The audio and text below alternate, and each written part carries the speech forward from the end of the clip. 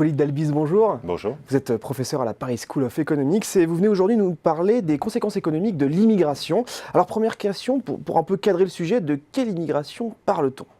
Alors, je travaille sur l'immigration légale, c'est-à-dire les étrangers qui viennent en France, et je me restreins aux étrangers venant de pays qui ne sont pas en Europe.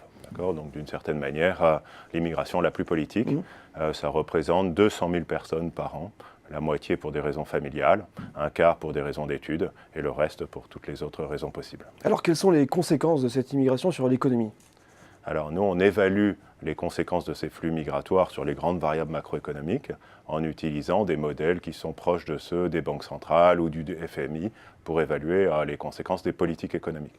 On adapte ces modèles et on obtient des résultats plutôt positifs. En fait, la migration a un effet positif sur la croissance économique française, n'a pas d'effet négatif sur le chômage, n'accroît pas le chômage et ne dégrade pas les finances publiques. Vous avez quelques chiffres sur ces points précis, la croissance, le chômage, le déficit?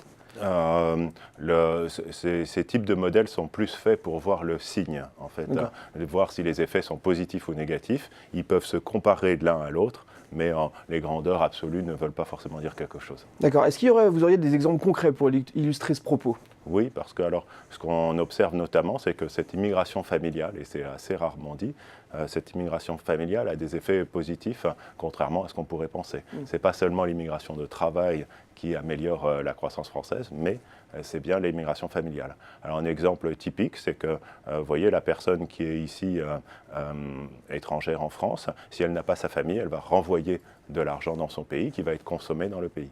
Si la famille vient, comme dans le cadre d'un regroupement familial, eh ben, l'argent qui est gagné en France va être dépensé en France. Vous avez un typique effet de demande de relance keynésienne. Il y a donc des effets plutôt positifs, globalement. Exactement, comme n'importe quelle relance keynésienne.